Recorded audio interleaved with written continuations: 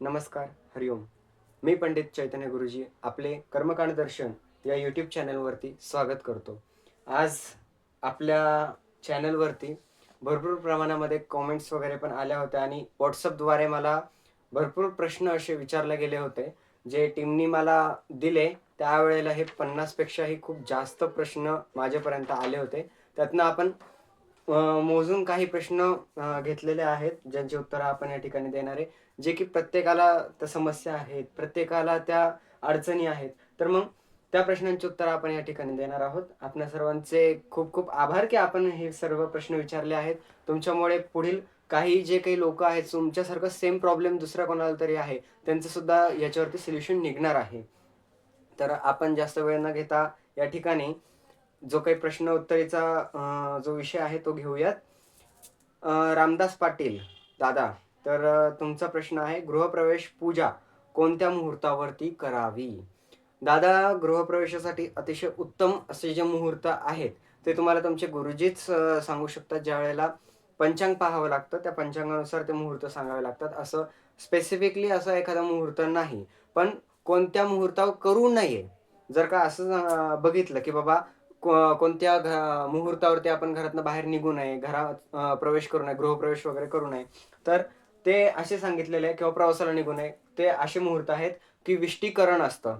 त्या विष्टीकरणावरती त्याच्यानंतर भरपूर असे अमावस्या झाली, ग्रहण झालं, शनिवार, मंगळवार हे जे काही दिवस आहेत, या दिवसांवरती सुद्धा आपण घर सोडून कुठे बाहेर असं जाऊ नये. नॉर्मली रुटीनमध्ये तुम्ही जाऊ शकता. किंतु परंतु तुम्हाला जे काही घर सोडून आता काही दिवस घराच्या बाहेरच राहायचं आहे, काही दिवसांसाठी घराचा त्याग करायचा आहे, तर अशा वेळेला तुम्हाला हे काही मुहूर्त जे आहेत हे टाळायचे. जसं की शनिवार झाला, मंगळवार झाला, हे टाळायचे. घरात प्रवेश करताना पण हे दिवस टाळायचे आहेत. त्यानंतर सुमन देशमुख ताई, सत्यनारायण पूजा किती वेळा करावी? हा कॉमन प्रश्न आहे ताई, आणि धन्यवाद तुम्ही हा प्रश्न केल्याबद्दल. पण मात्र जर का सांगायचं झालं, तर सत्यनारायण पूजा ही कधीही तुम्ही करू शकता. तुमच्या मनात आलं, नाही मला सत्यनारायण प्रभूंची पूजा करायची, तुम्ही त्यावेळेला संकल्पानुसार सत्यनारायणाची पूजा करू शकता.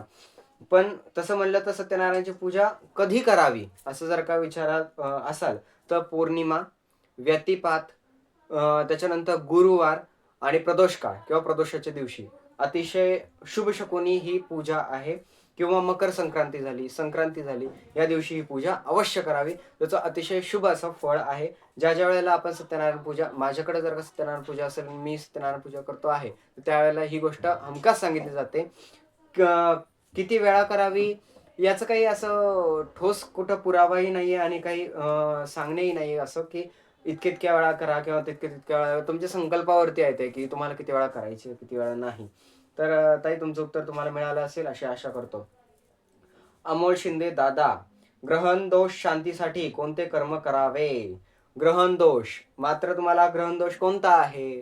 चंद्रग्रहण दोष आहे की सूर्यग्रहण दोष आहे, हे तुम्ही लिहायचं राहून गेलं दादा. ठीक आहे, मी या ठिकाणी दोन्ही सांगतो.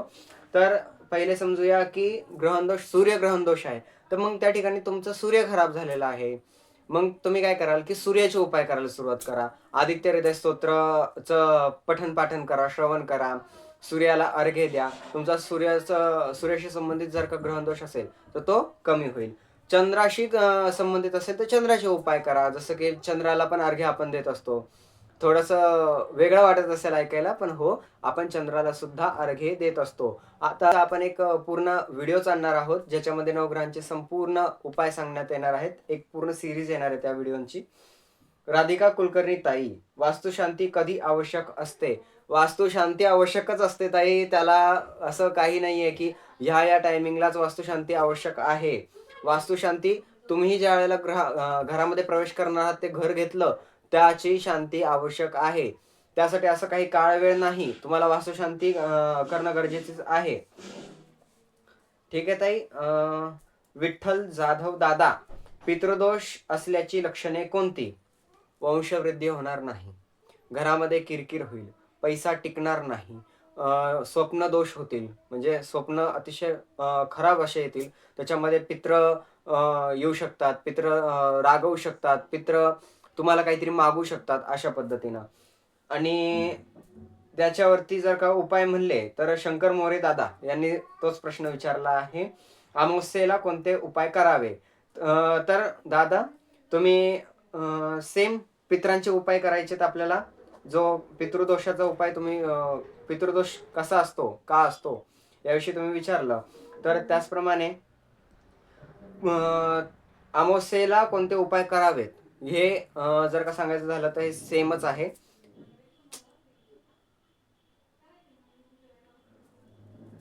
शंकर मोरे दादा, अमावस्येला कोणते उपाय करावेत. दादा अमावस्येला उपाय असे असतात की तुम्हाला पितृकार्य करायचं आहे.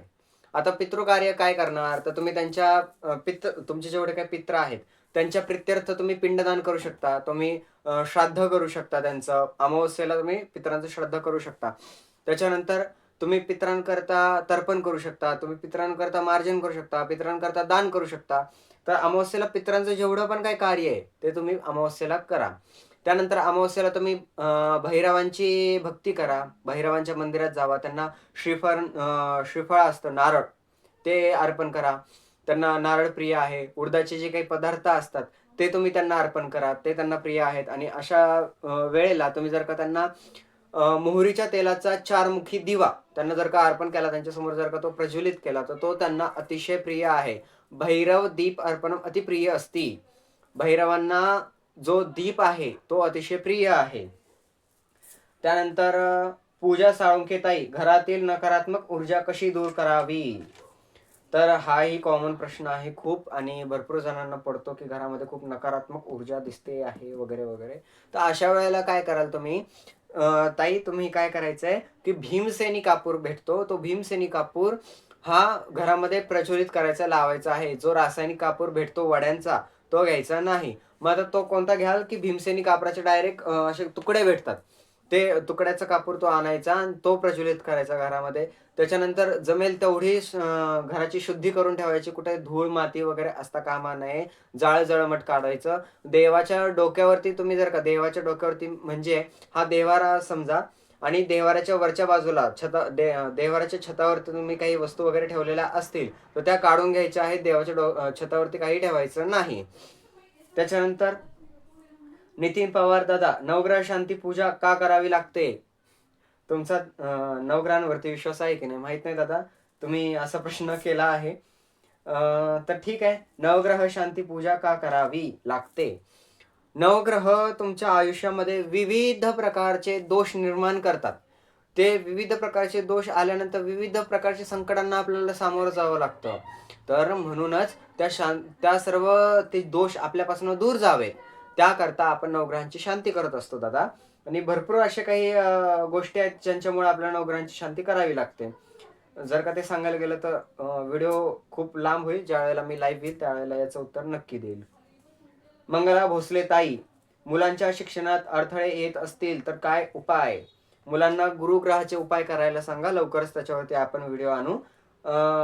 सध्यापुरतं त्यांच्या ते ज्या रूम मध्ये झोपतायत किंवा त्या रूम मध्ये राहतायत तेव्हा त्यांची जे डेस्क आहे ज्याच्यावरती ते अभ्यास वगैरे करतायत, त्या डेस्कवरती उजव्या सोंडेच्या गणपतीची मूर्ती ही ठेवा, किंवा त्या उजव्या सोंडेच्या गणपतीचा फोटो तिथे लावा. उजव्या सोंडेचा गणपती हा लक्ष केंद्रित करणारा आहे, लक्ष केंद्रित करून देणारा देवता आहे. त्यामुळे तुम्ही त्याची भक्ती करायला मुलांना सांगा.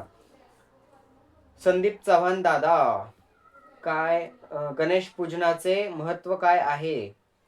गणेश पूजनाचे महत्व भरपूर काय काय आहे दादा. आता काय काय सांगू. जर का गणेश पूजन म्हणलं तर संकट नाश होतो, ते विघ्नांचा नाश करतात. त्याच्यानंतर तुमच्या आयुष्यामध्ये विविध प्रकारचे सुख आणतात. आणि ते जे विलासी लोक आहेत, विलासी लोकांचे ते रक्षक आहेत, विलासी लोकांचे ते अतिशय प्रिय देवता आहेत. तर मग तुम्हाला विलास भेटतो भरपूर. विलास म्हणजे काय की राजसी प्रवृत्ती. जसं की आपण शुक्र ग्रहाचं सांगितलं त्याप्रमाणे गणपती हा सुद्धा राजसी प्रकारचा देवता आहे. आणि राजसी म्हणजे काय झालं की तो भरपूर प्रमाणामध्ये ऐश्वर्य सुख समृद्धी देणारा देवता आहे. म्हणजे गणपतीची पूजा जर का केलीत तर विघ्नांचा नाश होतो, भरपूर काही प्राप्त होतं. पण गणपती हे असं दैवत आहे जे लवकर प्रसन्न होत नाही. म्हणूनच गणपतीची भरपूर प्रमाणामध्ये साधना पूजा करावी लागते. नॉर्मली तुम्ही पूजा करत असाल तर त्यास काही प्रॉब्लेम नाहीये, पण साधना वगैरे करताय गणपतीची तर गणपती प्रसन्न व्हायला थोडा वेळ लागतो. किरण लोखंडे, दादा श्राद्ध विधी न केल्यास काय परिणाम होतात? काय होणार आहे? तुमचे पितृ तुमच्यावरती रुष्ट होतील. त्याच्यानंतर तुमचा घराचा विनमोड होतो, वंशवृद्धी होत नाही, घरामध्ये धन टिकत नाही. शॉर्टमध्ये सांगायचं झालं तर तुम्हाला पितृदोष लागतो. म्हणून श्राद्ध कर्म श्राद्ध विधी करा, ते चुकवू नका. लता कदमताई, एकादशी व्रत कसे करावे? एकादशी व्रत असे करावे की त्या दिवशी काही खाऊ नये. भरपूर जणांचं पाहतो काय की ते साबुदाण्याची खिचडी खाल्ली, फळं खाल्ले, दूध पिलं आणि खाऊन पिऊन आम्ही उपास करतो. कशाचा उपास आहे? एकादशी आहे, पांडुरंग हरी. हा उपास नाही. एकादशीचा उपास कसा आहे की निरआहार. त्या दिवशी तुम्हाला कोणत्याही प्रकारचा आहार करायचा नाही. तांदूळ तर मुळातच खायचे नाहीयेत, पण कोणत्याही प्रकारचा आहारही तुम्हाला करायचा नाहीये. मग हा जो काही उपास आहे या दिवशी खायचं काय? काही खायचं नाही, फक्त प्यायचं. काय पिणार तुम्ही? फक्त पाणी. फळांचा वगैरे ज्यूस सुद्धा चालणार नाही. हां, काही वेळेला आता तुम्ही बाल्य अवस्थेत आहात, वृद्ध आहात आणि तुम्हाला हट्ट आहे करण्याचा, तर अशा वेळेला तुम्ही फळं वगैरे खावा. पण मी हेच सांगेल की उपवासाला मीठ चालत नाही. उपास बिना मिठाचा असतो. बिना मिठाचे पदार्थ तुम्ही खाऊ शकणार आहात का? नाही. अन्न तर तुम्ही ग्रहण करणेच नाही. मग अशा वेळेला फळं हे अतिशय उत्तम गोष्ट आहे. फलाहार करायचा आणि त्यावरती राहायचं. पण हा जो काही उपाय आहे फलाहाराचा, हा लहान मुलांकरता जे 12 वर्षापर्यंतचे आहेत आणि जे वृद्ध आहेत, 60 वर्षाच्या पुढे निघून गेलेत आता, पण त्यांना हट्ट आहे, जिद्द आहे, की बाबा नाही आम्ही पांडुरंगाचे भक्त आहोत, आम्ही वैष्णव आहोत, आम्हाला एकादशी व्रत करायची इच्छा आहे. हो, तुम्ही करा, अर्थातच चांगली गोष्ट आहे. रमेश सोनवणे, दादा काल सर्पदोष म्हणजे काय? काळ सर्पदोष भरपूर प्रकारचा असतो दादा आणि खूप सुंदर प्रश्न आहे. मी तुमचं अभिनंदन करतो की तुम्ही एवढा सुंदर प्रश्न मला विचारलात. तर काळ सर्पदोष हा जो दोष आहे, हा कुंडलीमध्ये कसा असतो की तुम्हाला मी डायग्राम काढून दाखवतो. काळ सर्पदोषामध्ये कसं असतं दादा, की भरपूर जे काही नवग्रह आपले जे नवग्रह आहेत, त्या नवग्रहांमध्ये बाकीचे ग्रह हे मधल्या घरांमध्ये असतात आणि राहू आणि केतू हे बाहेरच्या घरामध्ये असतात. या ठिकाणी तुम्ही पाहू शकता की राहू आणि इथं केतू आणि ह्या ठिकाणी आपण बाकीचे ग्रह मांडलेत. तर मग ह्या अवस्थेमध्ये काय होतं की तुम्हाला काळ सर्पदोष लागतो.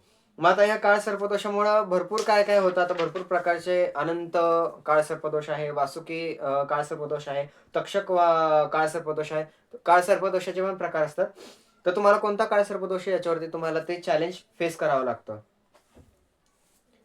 प्रकाश निंबाळकर, दादा घरात रोज दिवा लावण्याचे फायदे काय? भरपूर फायदे आहेत दादा. देवाला आपल्याकडं येण्याचा रस्ता कळतो. देव आपल्या घरामध्ये वास्तव्यास येतो. ज्या देवतेसमोर आपण दिवा लावतो ती देवता आपल्या घरामध्ये वास करायला येते. वास करायला म्हणजे काय की राहायला येते. ती घर पाहायला येते. म्हणूनच सांगणे आहे की घरामध्ये दिवा नेहमी लावा. आता दिवा लावल्यानंतर तो दिवा कशाचा असावा? कापसाच्या वातीचा असावा. इतर आता मी भरपूर जणांचं पाहतोय नवरात्रीमध्ये वगैरे पण कपड्याच्या वाती लावलेत. कपड्याच्या वाती लावतात. आपण तांत्रिक नाही, आपण तंत्रविद्या करत नाही. म्हणून आपल्याला काय करायचंय? कापसाची वात लावायची. आता ही जी काही कापसाची वात आहे, या कापसाच्या वातीसोबत कोणतं तेल त्यामध्ये टाकाल? तर कापसाच्या वातीसोबत तुम्ही तेल टाकणार आहात मोहरीचं किंवा तिळाचं. लोक शेंगदाण्याचं तेल टाकतायत, लोक सोयाबीनचं तेल टाकतायत, त्यांना करू द्या, तुम्ही करू नका. कारण सांगण्यात काय आलेलं आहे की मोहरी आणि तीळ हे दोनच तेल असे आहेत की ते अतिउत्तम आहेत. जर का तुम्हाला शत्रुबाधा आहे तर मोहरीचं तेल टाका. तुम्हाला रोग वगैरेपासून मुक्ती हवी असेल, धन वगैरे हवं असेल तर तिळाचं तेल. अजय देशपांडे, दादा रुद्राभिषेक किती दिवस करावा? रुद्राभिषेक किती दिवस करावा संकल्पावरती आहे. तुम्ही किती दिवसांचा संकल्प केला आहे. आता जर का तुमचा संकल्प असा आहे की नाही मी 3 दिवस सलग रुद्राभिषेक करेन, तर तुम्हाला 3 दिवस रुद्राभिषेक करायचा. रुद्राभिषेक झाला तर 2 ते 3 तास चालतो. आणि जर का रुद्री केली, अतिरुद्री केली तर तो पूर्ण दिवस, 2-2 दिवस सुद्धा जातो. आता ते गुरुजींवरती पण आहे, की किती गुरुजी तुम्ही बोलवलेले आहात, किती आवर्तनं होत आहेत त्या ठिकाणी. तर त्यावरती सुद्धा आहे. मग आता ते तुमच्यावरती आहे, की तुम्हाला किती आवर्तनं करायची आहेत किंवा कोणत्या प्रकारचा रुद्राभिषेक करायचा आहे. पण खरं म्हणलं तर रुद्राभिषेकाला किती दिवस करावे रुद्राभिषेक असं काही हे नाहीये. तुमच्या संकल्पावरती असतं किंवा तुम्हाला काही इच्छा असेल तर त्यावरती असतं. धन्यवाद. या ठिकाणी पुढेही भरपूर प्रश्न आहेत, पण ते जर का आता घ्यायला गेलो, तर भरपूर प्रमाणामध्ये आपला व्हिडिओ लाँग जाईल आणि ते योग्य राहणार नाही, की तुमचा एवढा वेळ मी घ्यावा. या ठिकाणी मी आपणा सर्वांची रजा घेतो. जर का तुम्हाला व्हिडिओ आवडला असेल, तर अर्थातच तुम्ही हा व्हिडिओ सबस्क्राईब करा, लाईक करा आणि कमेंट नक्की करा, की तुम्हाला पुढील व्हिडिओ कशावरती हवा आहे. हरिओम.